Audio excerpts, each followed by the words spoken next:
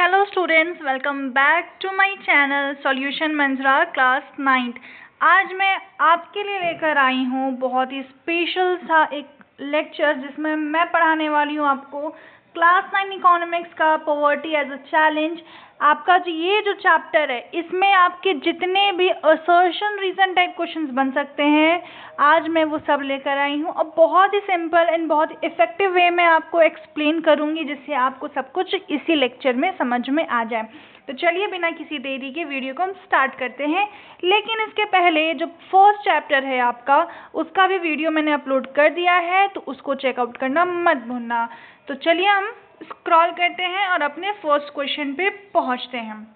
हमारा first question क्या कहता है, जो असर्शन है the expected average calories per person per day in India are 2400 यानी कि 2400 in rural areas and 2100 in urban areas.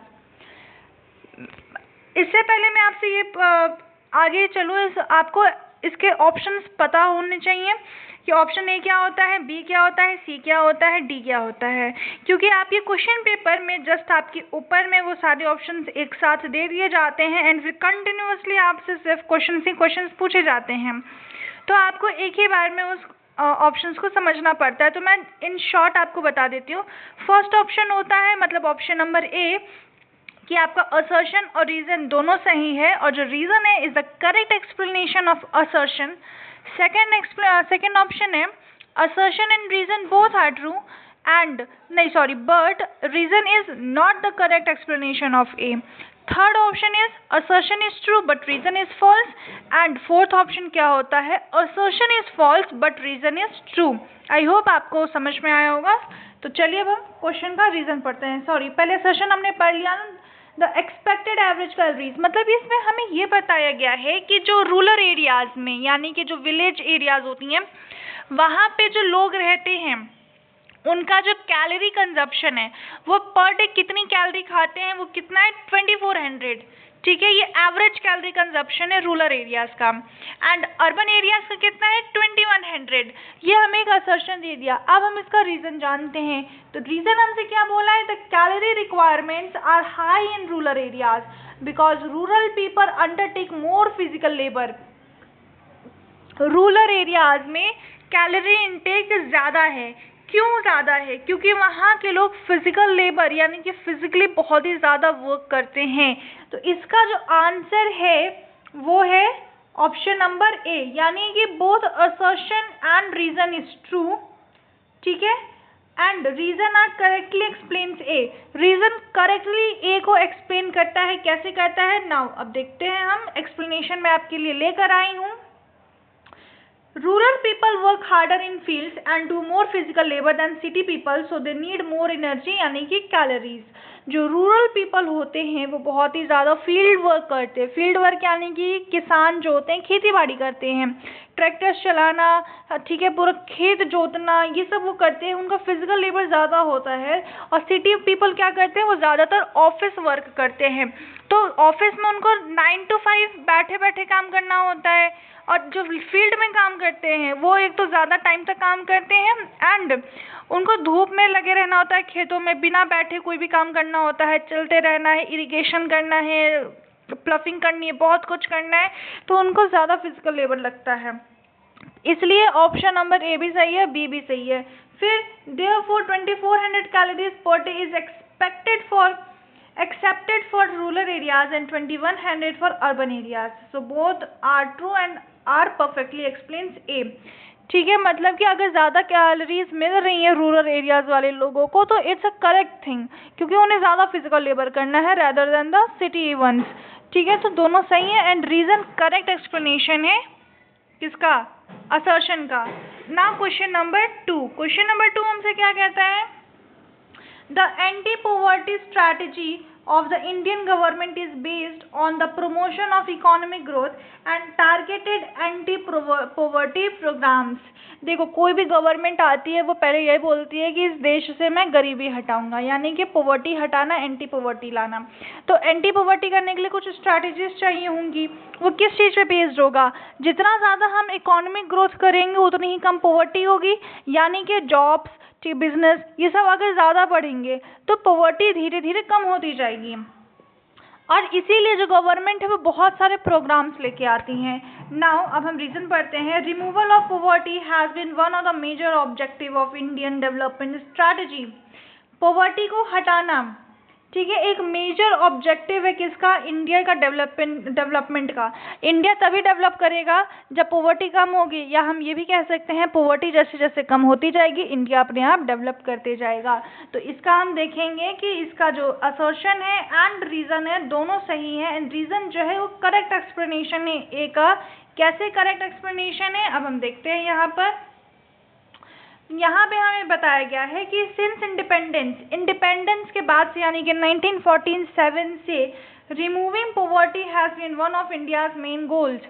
जो भी गवर्नमेंट आती है सबका एक ही गोल होता है कि इंडिया से हमें, अपने भारत से हमें पॉवर्टी यानी कि गरीबी हटानी है। To achieve that the government promotes economic growth. तो उसके लिए हमें, जो हमारी सरकार है वो इकोनॉमिक ग्रोथ को ज़्यादा बढ़ावा देती है, जैसे कि इंडस्ट्रीज़ में जॉब्स के लिए, and also specific poverty programmes भी लेकर आती है, जैसे कि मनरेगा एंड PMRY यानी कि प्रधानमंत्री रोजगार योजना। ये नरेंद्र मोदी जी का चलाया हुआ था। तो यहाँ पर ये सारे चीज़ें क्यों आई जाती हैं, ये सारे प्रोग्राम्स क्यों लाए जा रहे हैं? ताकि पॉवर्टी हट सके। Hence R supports and explains it correctly. इसलिए ऑप्शन नंबर ए सही होगा, क्योंकि रीज़न करेक्ट एक्सप्लेनेशन है असर्शन का। Now question number 3। Question number 3 क्या कहता है कि poverty is an important challenge faced by independent India. आज़ाद भारत का मतलब कि जो स्वतंत्र भारत है उसका जो सबसे बड़ा चैलेंज क्या है? गरीबी। पॉवर्टी लाइन में very with time and place. Reason क्या दे दिया है इसका कि जो पॉवर्टी लाइन है वो टाइम और प्लेस की वजह से वेरी करता है। अगर देखा जाए कि किसी अच्छे डेवलप्ड सिटी का या डेवलप्ड स्टेट का, तो वहाँ पे पॉवर्टी लाइन कुछ और होगा, एंड किसी रूरल एरिया का देखा जाए तो वहाँ पे पॉवर्टी लाइन कुछ और होगा। ये रीज़न दिया है, लेकिन रीज़न क्या सही एक्सप्लेन कर रहा है असर्शन को? I don't think so. Reason क्या कहता है? आंसर क्या रहेगा यहाँ पे? ऑप्शन नंबर बी, क्योंकि both assertion and reason are true. Reason भी सही है, असर्शन भी सही है, लेकिन रीज़न करेक्ट एक्सप्लेनेशन नहीं है ए का। अब कैसे नहीं है? तो यहाँ पे हम देखते हैं कि yes, poverty is indeed a major challenge. It's also true that poverty line changes with time, prices, needs and place, urban versus rural. हाँ, पॉवर्टी जो है, गरीबी जो है, एक बहुत बड़ा चुनाव है, एक बहुत बड़ा चैलेंज है हमारे देश के लिए, ठीक है। और ये भी सही है कि जो पॉवर्टी लाइन है वो टाइम, यानी कि जो चीज़ें 2000 में चाह रही होंगी, जो पॉवर्टी लाइन 2000 में होंगी, अभी 2025 में वो पॉवर्टी लाइन नहीं होगी, चेंज हो चुकी होगी, क्योंकि तब कुछ और लोग चाहते होंगे, अभी कुछ और लोग चाहते हैं। टाइम कितना गैप हो गया? 25 साल हो गए, 2000 से 2025 तक। फिर देखा जाए प्लेस की, अगर किसी शहर में, अर्बन एरियाज़ में देखा जाए तो वहाँ की पॉवर्टी लाइन कुछ और होगी, एंड अगर किसी रूरल एरियाज़ में देखा जाए तो वहाँ की पॉवर्टी लाइन कुछ और होगी। But this reason does not explain why poverty is a challenge. लेकिन इन्होंने जो ये रीज़न दिया ना, ये एक्सप्लेन नहीं कर पा रहा है कि कैसे पॉवर्टी एक चैलेंज है। तो it's just an unrelated fact. ये दोनों लाइन सही तो हैं, लेकिन ये दोनों एक दूसरे से एकदम अलग फैक्ट्स बता रही हैं, सिर्फ रीज़न नहीं बता रहा। So both are true but R is not explanation, ठीक है। इसलिए हमने इसमें ऑप्शन नंबर बी मार्क किया था। अब हम चलते हैं क्वेश्चन नंबर 4 की तरफ। क्वेश्चन नंबर 4 हमारा क्या कहता है? क्वेश्चन नंबर 4 सेज कि the proportion of poor people is not the same in every state of India. क्या इंडिया के हर स्टेट में जो गरीब लोग हैं उनका सभी का प्रोपोर्शन सेम है? अगर हम देखें पंजाब में जो गरीबी हालत है, अगर वही गरीबी हालत क्या बिहार उड़ीसा की है, या तमिलनाडु चेन्नई की है, या इधर साइड में देख लिया जाए महाराष्ट्र मध्य प्रदेश की है, क्या सभी स्टेट में एक ही प्रोपोर्शन है पॉवर्टी का? ये हमारा असर्शन है। The proportion of people below the poverty line is the same for all social groups and economics categories in India. अब रीज़न क्या कह रहा है कि जो पीपल हैं बिलो पॉवर्टी लाइन वो होती है जिसके ऊपर अगर देखा जाए तो उनको रिच पीपल माना जाता है। पॉवर्टी लाइन एक मतलब एक एवरेज सैलरी बता दी जाती है कि अगर किसी की एनुअल सैलरी इतनी है और इसके ऊपर है तो वो रिच पर्सन्स हैं, अगर उसके नीचे है तो वो पॉवर्टी में आते हैं, यानी कि वो गरीबी में आते हैं। ठीक है, तो यहाँ पे बताया गया है the proportion of people below the poverty line is same for all social groups and economic categories in India, यानी कि जितनी भी इकोनॉमिक कैटेगरीज हैं और जितने भी सोशल ग्रुप्स हैं, यानी कि जितने भी कैटेगरीज हैं जैसे कि जनरल, एसटी, ओबीसीज जो भी हैं, बैकवर्ड क्लासेस हैं, जो अपर क्लासेस हैं, इन सब में जो पॉवर्टी लाइन है क्या वो सेम है? तो इसमें बिल्कुल भी गलत है, रीज़न तो एकदम बहुत ज़्यादा गलत है। असर्शन ट्रू है but reason is false, assertion true है लेकिन रीज़न फॉल्स है। अब कैसे है, एक्सप्लेनेशन देखते हैं। Poverty differs across states, of course यार पॉवर्टी जो है वो स्टेट्स टू स्टेट्स डिफर होती है ना। अगर किसी चीज़ का एग्जांपल यहाँ पे दिया हुआ है, बिहार एंड उड़ीसा है मोर पुअर पीपल देन केरल और पंजाब। बिहार और उड़ीसा में अगर देखा जाए तो वहाँ पे पॉवर्टी बहुत ज़्यादा है रादर देन केरल और पंजाब में। केरल की लिटरेसी रेट भी ज़्यादा है, पंजाब में भी लोग अच्छे खासे मतलब पॉवर्टी लाइन के ऊपर हैं। But R is wrong because poverty is not the same for all social and economic groups. Reason क्यों गलत है? क्योंकि जो पॉवर्टी है वो सबके लिए सेम नहीं है। SC, ST, landless labours etcetera have higher poverty rates, इनके में ज़्यादा पॉवर्टी रेट्स होती हैं। सो A is true and R is false. Now move on to next question, question number 5. इसमें हमें assertion क्या दिया हुआ है? The high level of indebtedness is both the cause and effect of poverty. मतलब कि ज़्यादा इंडेप्टनेस, डेप्ट का मतलब होता है कर्ज में रहना, ठीक है, किसी के अंदर कर्जा लेकर रहना। तो जो कर्जा क्यों बढ़ रहा है, जो कर्जा बढ़ा जा रहा है वो एक तरह से गरीबी की वजह से बढ़ रहा है और उसी के इफेक्ट की वजह से भी गरीबी आ रही है। अभी आपको समझ नहीं आएगा, जब मैं एक्सप्लेन करूंगी तो आपको अच्छे से समझ में आएगा। पहले रीजन पढ़ लेते हैं। There is a strong link between economic growth and poverty reduction. नहीं, ऐसा कोई स्ट्रॉन्ग लिंक तो नहीं लग रहा। तो देखिए आंसर इसका क्या जाएगा, बी जाएगा। ठीक है, बी कैसे जाएगा? यहाँ पर असर्शन भी सही है, रीजन भी सही है, लेकिन रीजन जो है वो करेक्ट एक्सप्लेनेशन नहीं है एक। ठीक है, इकोनॉमिक ग्रोथ एंड पॉवर्टी के रिडक्शन में जैसे जैसे इकोनॉमिक ग्रोथ बढ़ेगी पॉवर्टी कम होगा, पॉवर्टी का रिडक्शन होगा, इनके बीच में एक स्ट्रॉन्ग लिंक है। लेकिन ये करेक्ट एक्सप्लेन कैसे कर रहा है? चलो पहले एक्सप्लेनेशन हम लोग देखते हैं। एक्सप्लेनेशन यहाँ पे हमें ये बताया है, poor people often take loans. अब देखो एक गरीब आदमी है, वो लोन ले रहा है, अब वो उसको चुका नहीं पाया। भाई उसने लोन क्यों लिया? क्योंकि उसके पास पैसे की कमी थी। ठीक है, उसे पैसे चाहिए थे लेकिन उसके पास पैसे थे नहीं, उसने लोन लिया। लोन तो ले लिया, वो चुकाएगा कैसे? चुका नहीं पाया तो वो और गरीब हो गया। तो इससे क्या हुआ? ये पॉवर्टी का इफेक्ट है, इफेक्ट ऑफ पॉवर्टी। अब देखो, and because they are poor, क्योंकि वो गरीब हैं, दे बोरो अगेन, वो गरीब हैं तो उन्होंने अब वो फिर और भी तो लेंगे ना यार, उनको अपनी और लाइफ जीनी है, कैसे वो सरवाइव करेंगे? तो वो दोबारा लोन लेंगे एंड वो फिर नहीं चुका पाएंगे तो वो फिर और गरीब हो जाएंगे। इसलिए गरीब ऐसे ही गरीब होता जाता है। तो इसलिए असर्शन ट्रू है। R is also true in general. अगर जनरली देखा जाए तो आर सही है, क्योंकि हायर ग्रोथ रिड्यूसेस पॉवर्टी, जितना ज़्यादा ग्रोथ होगा पॉवर्टी कम होगी। But it does not explain the link between डेब्ट एंड पॉवर्टी। लेकिन ये गरीबी और ये जो कर्जा लेते हैं इनके बीच में कोई एक लिंक नहीं बता पा रहा है। तो बोथ आर ट्रू, मतलब दोनों ट्रू हैं लेकिन नॉट रिलेटेड डायरेक्टली, एक दूसरे से डायरेक्टली रिलेटेड नहीं है। Now question number 6, assertion and reason का क्वेश्चन नंबर, ये सेकेंड लास्ट क्वेश्चन है। There has been less effectiveness of poverty alleviation programmes. ठीक है, और रीज़न क्या है? The benefits of this programmes are not fully reach to the deserving poor. यहाँ पे बताया गया है कि जो पॉवर्टी एलिविएशन प्रोग्राम्स आती हैं, पॉवर्टी कम करने के जो प्रोग्राम्स आती हैं वो काफ़ी कम एक्टिव हैं, काफ़ी कम इफेक्ट लाते हैं। कैसे कम इफेक्ट लाते हैं? क्यों? जो बेनिफिट्स हैं इस प्रोग्राम्स के वो डिजर्विंग पुअर के पास पहुंच ही नहीं पा रहा है, जो वो डिजर्व करते हैं। मान लो कोई जो अभी आदमी लोन ले रहा था, उसको लोन लेने की क्या ज़रूरत थी जब सरकार ने इतनी सारी स्कीम्स निकाली हुई हैं गरीबों के लिए। अगर वो स्कीम्स उन लोगों तक पहुँच पा रही होती तो उन्हें लोन लेने की ज़रूरत ना पड़ती, लेकिन वो स्कीम्स उनके पास पहुंच नहीं पा रही है। उसके बीच में सरकार स्कीम निकाल रही है, लोगों तक पहुंच नहीं पा रही है। क्यों? क्योंकि बीच में कुछ ना कुछ स्कैम्स हो रहे हैं, कुछ ना कुछ घोटाले हो रहे हैं, कुछ ना कुछ भ्रष्टाचार हो रहा है। जो डिजर्विंग पुअर पीपल हैं उन तक वो स्कीम्स की जो राशि है, धनराशि है, वो पहुंच नहीं पा रही है। इसलिए इसमें बताया गया है कि असर्शन भी सही है, रीजन भी सही है। रीजन करेक्टली बता रहा है कि असर्शन एकदम सही है।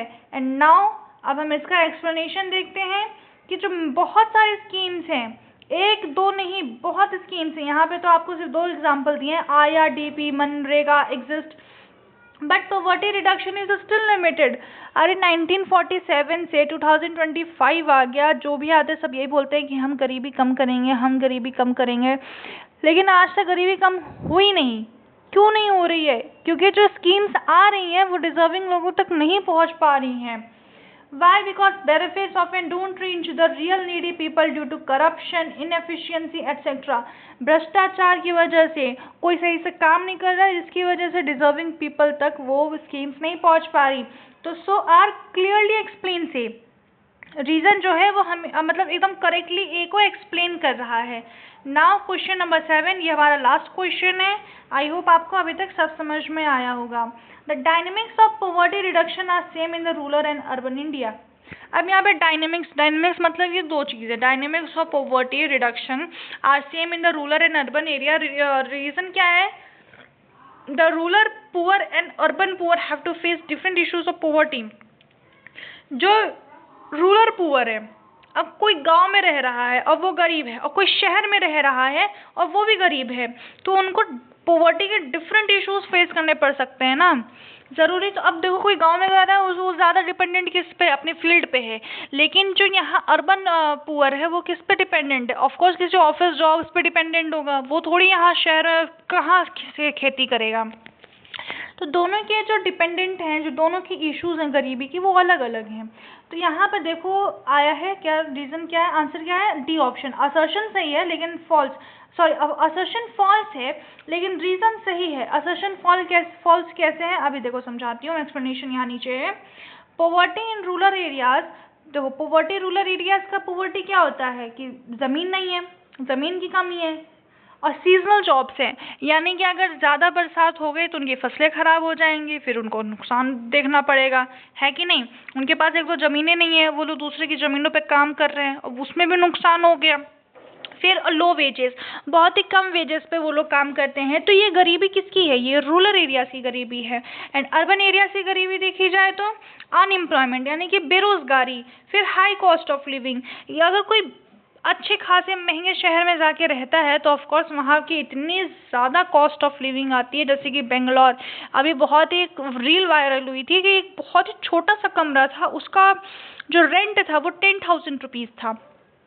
बहुत छोटे कमरे के रेंट 10,000 रुपीज़ में, बेंगलोर की बात है ये। तो सोचो कितना हाई कॉस्ट ऑफ लिविंग है वहाँ पे। एंड स्लम्स एरियाज, ठीक है, स्लम्स एरियाज वो होती हैं जो जिसको हम लोग हिंदी में बोलते हैं शायद झुग्गी एरियाज, जहाँ पे बहुत ही लोअर लोग रहते हैं, मतलब ज़्यादा डेवलप नहीं कर पाए होते हैं। उनको भी जो पुअर लोग होते हैं वो अपना घर तो ले नहीं पाते हैं, तो जो बैरन लैंड्स होती हैं, कोई जगह नहीं होता वहाँ पे, जो वो लोग अपना घर बना कर रहने लग जाते हैं, कुछ इस तरह से। तो हैंस दे आर डायनेमिक्स मतलब जो नेचर है, कॉजेस हैं एंड चैलेंजेस है, दोनों के सेम नहीं होते हैं। रूरल एरियाज के चैलेंजेस कुछ और है, अर्बन एरियाज के चैलेंजेस कुछ और है, इसलिए ए फॉल्स है लेकिन जो आर है वो ट्रू है। ठीक है, तो ये टोटल आपके 7 मैंने असर्शन एंड रीजन कराए हैं। इसका PDF आपको मेरे व्हाट्सएप चैनल पे मिल जाएगा। तो अगर अभी तक आपने ज्वाइन नहीं किया है तो कम्युनिटी में उसका लिंक है, आप उसको ज्वाइन कर लीजिए एंड आप इससे प्रैक्टिस कर सकते हैं। मेरे सारे वीडियोस चेकआउट कर लीजिएगा, प्लेलिस्ट में भी आपको मिल जाएगा। आपको इतने अच्छे से क्वेश्चन प्रैक्टिस करवा लूँगी मैं कि आप एक भी क्वेश्चन छोड़ के नहीं आओगे अपने एग्जाम्स के पेपर में। हर चैप्टर से मैं आपके लिए लेकर आऊँगी assertion and reason type question. तो प्लीज़ वीडियो को लाइक कर देना, चैनल को सब्सक्राइब कर देना। हम मिलते हैं नेक्स्ट वीडियो में। Bye bye.